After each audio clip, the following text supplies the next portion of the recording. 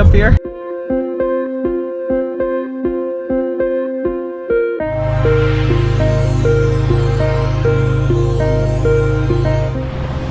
So I'm at Fort Stevens State Park in Warrenton, which is near Astoria, Oregon. And I wanted to get here at low tide because they have the remnants of an old shipwreck. It's the wreck of the Iredale. But it's a beautiful morning, and I'm just so excited to be back on the Oregon coast.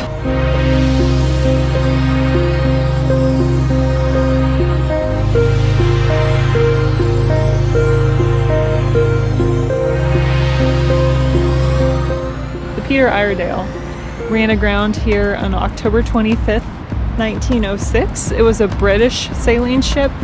Nobody lost their lives, but I guess right away it became a tourist attraction.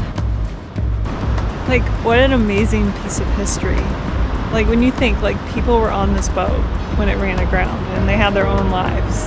And now today, all these years later, people have just come here to look at the wreck of their ship.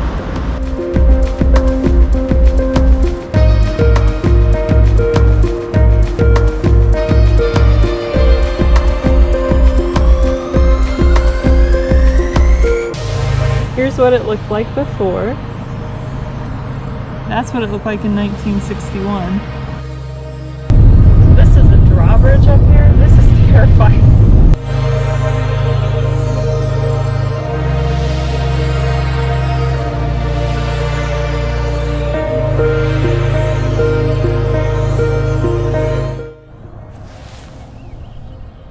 So that is the something Megler Bridge. We're going to drive over that later. And that's the Columbia River, and that's Washington.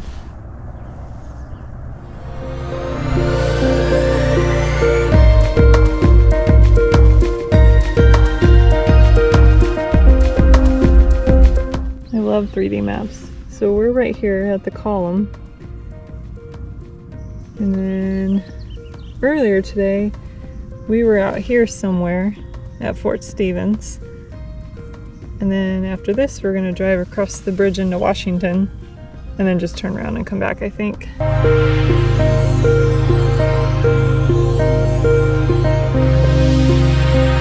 Okay, so it's a fair amount of stairs, but not bad.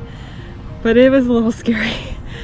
But I'm glad I did it. And I'm glad I came before it got crowded, because trying to get up and down those stairs with a bunch of people, I think, might have sent me over the edge.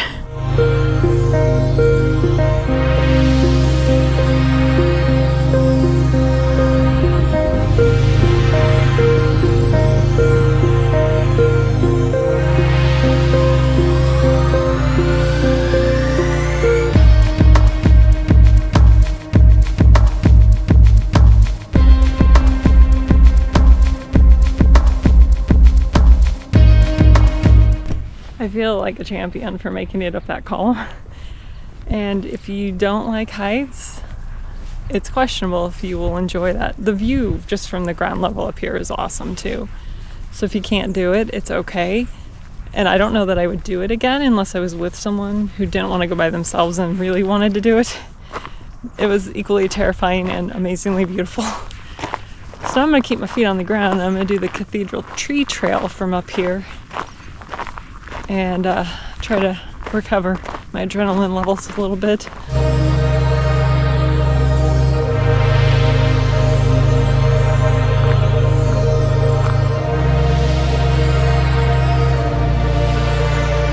So the beginning of the trail is a pretty sharp downhill. It looks like you're going down the whole time, so just remember you gotta get back up.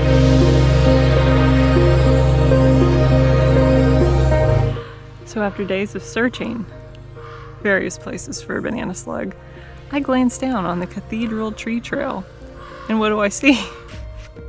A banana slug. How cute.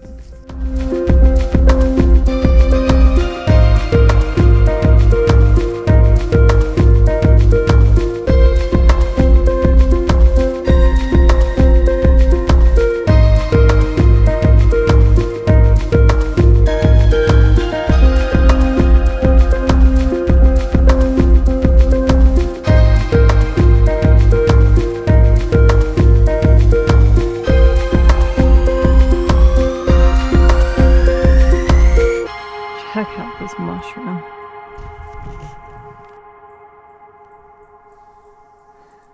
How cool was that? Just walked right into a deer. So I'm hoping it'll make a decision and go one way or the other.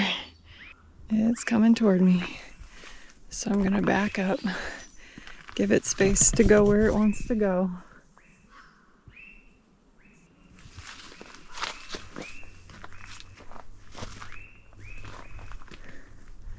I need a place where I can get off. Hey little deer. One of us has gotta give. I guess I'm giving. It's okay. I just gotta find a place to get off. There's a pretty wide spot down here. Let's see if I can get it to walk by me. But if he stops to eat, game over. I want to get back up to my car. He's just following me. Not super scared. Okay, this is a wide spot. Let's see if I can get it to go by me.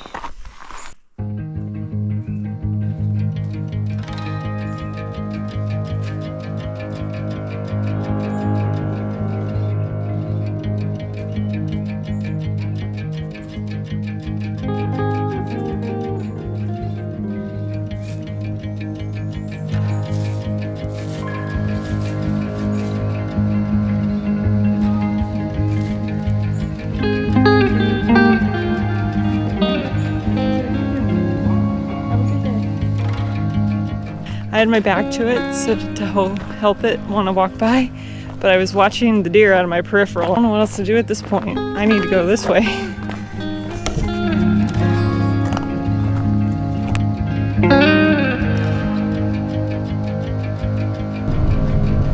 I think it's really tall on this end to let the really tall ships through. But it's a really long bridge.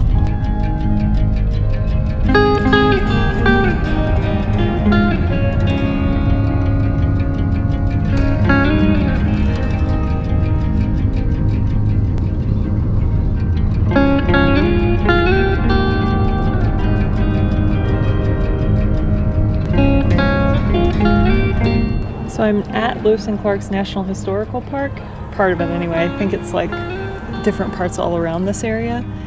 And this area is called the Dismal Niche because the Corps of Discovery named it that. They got stuck here for 6 days in like driving, pouring rain, and they were wet and cold and hungry.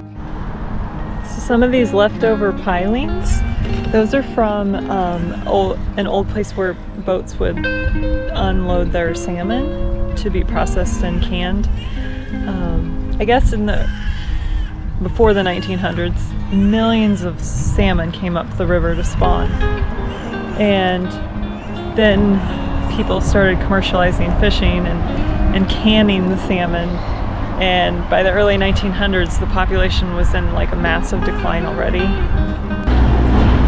There used to be ferries that would take you across the Columbia River down here. But then when they built the Astoria Megler Bridge, it put the ferries out of business. The bridge is 4.1 miles long. It's a single truss bridge, and an estimated 7,000 vehicles use it every day.